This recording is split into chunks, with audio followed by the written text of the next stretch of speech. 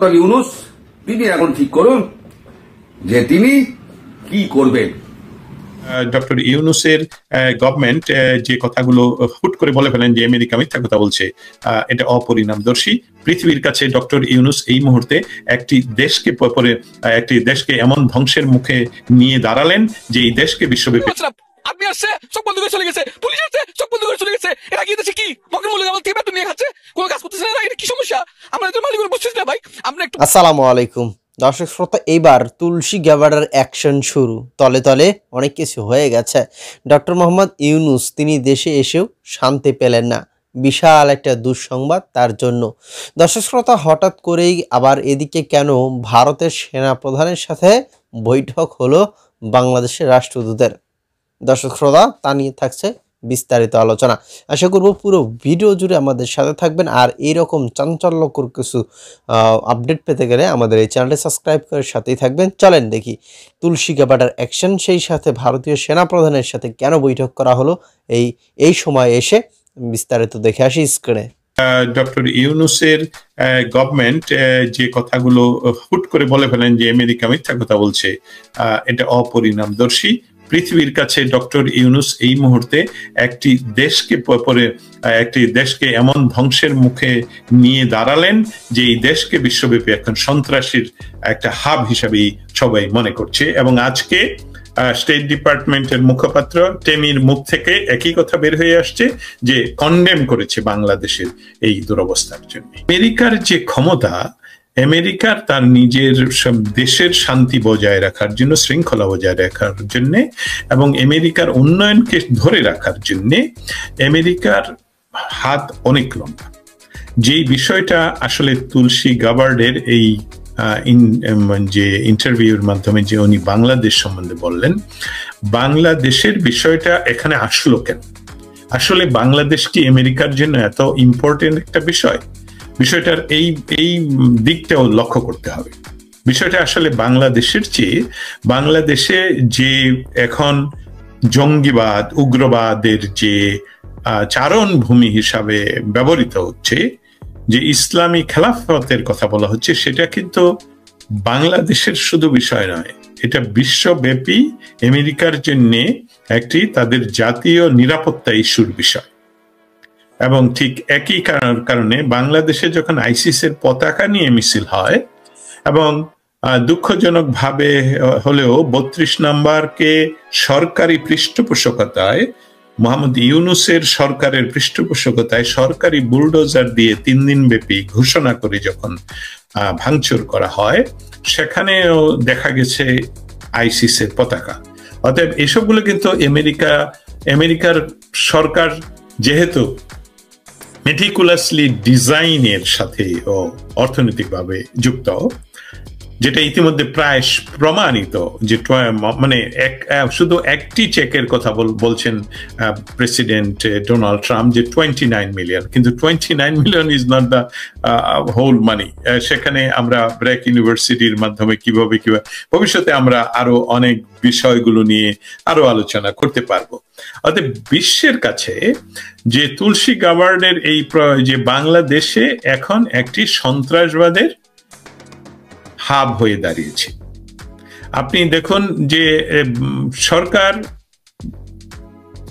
তুলসী গ্যাবার্ডের ইন্টারভিউয়ের সাথে সাথে গভীর রাতে এর প্রতিবাদ করেন, কিন্তু চতুর্দিকে যে মব কিলিং হচ্ছে, চতুর্দিকে যে হত্যা হচ্ছে, আমাদের একজন দর্শক বলেছেন যে শুধু নয়, হিন্দু বা আমি বলছি যে বাংলাদেশের সংখ্যা লঘিষ্ঠ মানুষের কথা বলা হচ্ছে না, উনি আসলে বলেছেন বাংলাদেশের সার্বিক পরিস্থিতির কথা বলেছেন, যে বাংলাদেশে যে অ্যাট্রোসিটি হচ্ছে শুধু ধর্মীয় সংখ্যা লঘুদের কথা নয়, সকলের কথা বলেছেন। এমনকি আবারও রিপিট করি যে এমনকি যাদেরকে বিনা কারণে তাদের বাড়ি ঘর পুড়িয়ে দেওয়া হচ্ছে, তাদের ব্যবসা পুড়িয়ে দেওয়া হচ্ছে, চাঁদাবাজি হচ্ছে, খুন হচ্ছে, রেপ হচ্ছে।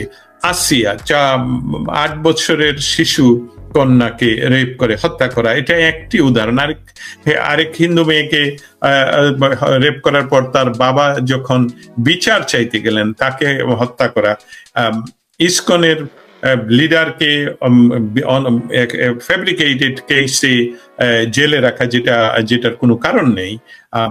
50-এর অধিক বাংলাদেশের খুব পরিচিত বা সামনের সারির সাংবাদিকদেরকে ফ্যাব্রিকেটেড হত্যা মামলায় জেলে পুরে রাখা বিনা বিচারে, এবং কাউকেই বাংলাদেশে এখনো পর্যন্ত কতজন মানুষ বেল পেয়েছে, এইসবগুলো সমস্ত কিছুই কিন্তু এই তুলসী গাবার্ডের উত্তরে রয়ে গেছে। উত্তর মানে ওনার কথায় রয়ে গেছে। এবং বিশ্বের কাছে আমাদের অবস্থান এই মুহূর্তে, বাংলাদেশের অবস্থান আফগানিস্তানের সম, এই মুহূর্তে বাংলাদেশের অবস্থান সোমালিয়ার সম। এবং আমেরিকা যেহেতু তার ন্যাশনাল সিকিউরিটির প্রশ্নে আসলেই যে মানে এখনো পর্যন্ত পৃথিবীতে সে সবসময় জিরো টলারেন্সের ইয়াতেই শুধু বলেনি, কাজে দেখিয়েছেন। এবং স্পেশালি ডোনাল্ড ট্রাম্পের কথা এখানে মেনশন আমি আবারও করতে চাই, যেখানে ডোনাল্ড ট্রাম্প নিজে, তুলসী গাবার্ডের মুখ থেকে আমরা শুনেছি উনি নিজেই বিষয়ে কনসার্ন। অতএব ডোনাল্ড ট্রাম্প কিন্তু শুধু বলেনি না, উনি কাজটা করেন। ডোনাল্ড ট্রাম্প যেমন বলেছেন যে আমি ক্ষমতায় গ্রহণের প্রথম দিনই আমি এই দেশ থেকে ইললিগাল ইমিগ্রেন্টদেরকে তাড়ানোর ব্যবস্থা করব, উনি কিন্তু সেটা সেই দিনই করেছেন। এরকম আরো অনেক কাজ করছেন, যেসবগুলো ভালো মন্দ সেই বিচারের কথা বলছি না, আমি এখানে প্রমাণের কথা বলছি যে উনি শুধু কথার কথাই বলেন না। পলিটিশিয়ানরা সাধারণত যেটা করে ভোটের আগে, ভোটের পরে ভুলে যান। That's not that Donald Trump.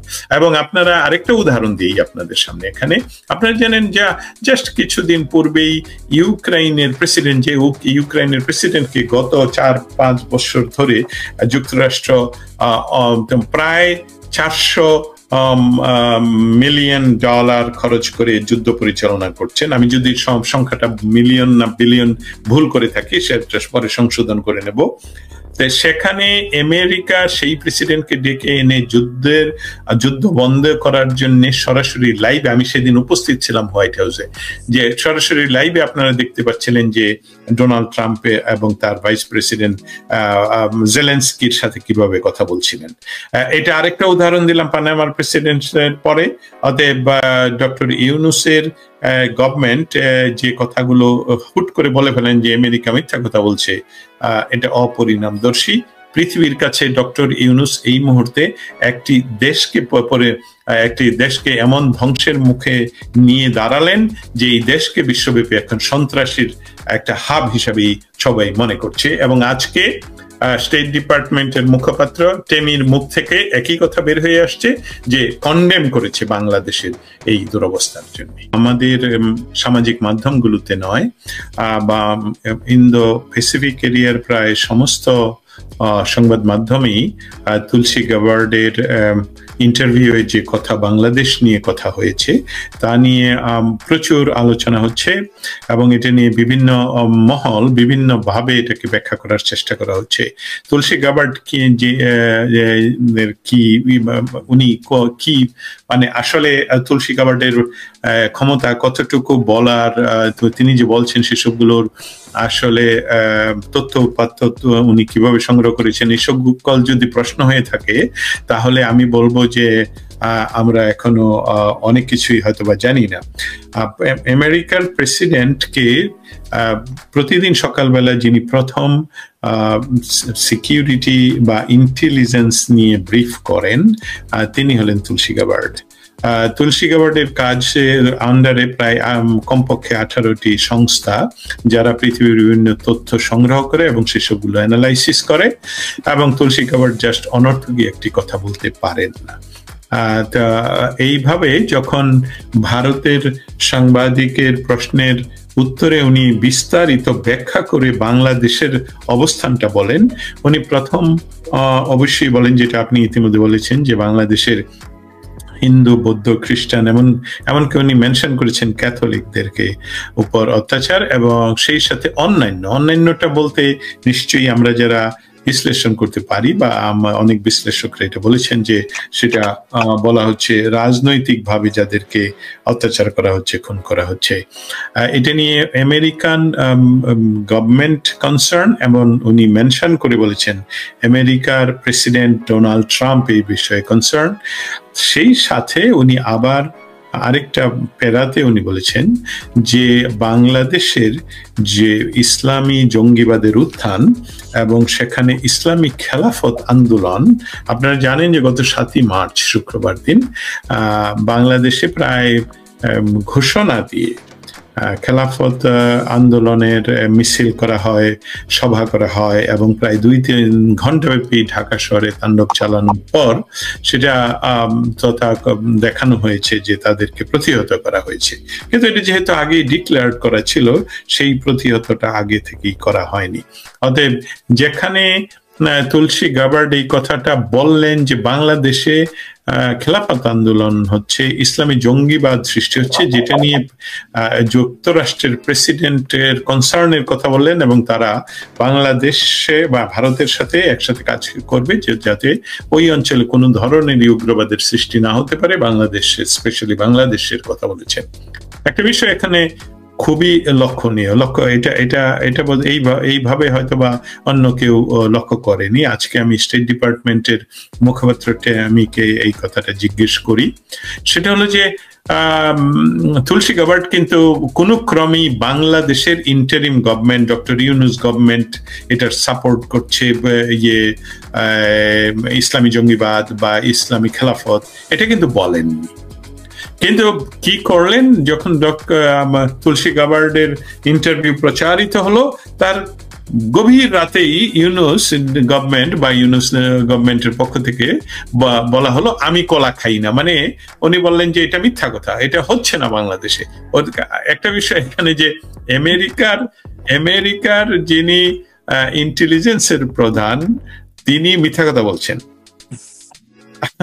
আর সেই সাথে বলা তো হয়নি ডক্টর ইউনূস আপনি এটাতে সাপোর্ট করছেন, এটা তো বলেনি আমেরিকান তুলসী গাবার্ড। অতএব আপনি কেন বলছেন যে এখানে কিছু হচ্ছে না? তারপর সাথে সাথেই ঢাকা ইউনিভার্সিটিতে যে আবার, বন্ধুরা আশা করছি ভিডিও সম্পর্কে মতামত অবশ্যই কমেন্টে লিখবেন। তুলসী গাবার্ড তিনি ভারতে আসছিলেন এবং ভারতে এসে বাংলাদেশ নিয়ে অনেক আলোচনা হয়েছে, সেখানে অনেক কিছুতে হয়েছে, অনেক কিছু বলা হয়েছে। তো যাই হোক, এখন নরেন্দ্র মোদী তিনি তো সবে মাত্র চীন থেকে আসছেন, তবে চীন থেকে তিনি কিছু সুখবরও নিয়েছেন। কিন্তু এদিকে তলে তলে অনেকে বলছে যে তুলসী গাবার্ড যে তিনি আসছিলেন সেখান থেকেই ইউনূসের পতনের যাত্রা শুরু হয়ে গেছে, এটা অনেকেই বলছে। এখন কেউ এগুলো বিশ্বাস করছে, আবার কেউ করছে না। যাই হোক, এখন আপনাদের মতামত কমেন্টে জানাবেন এবং পারলে ভিডিওটি শেয়ার করে দিবেন। ধন্যবাদ সকলকে।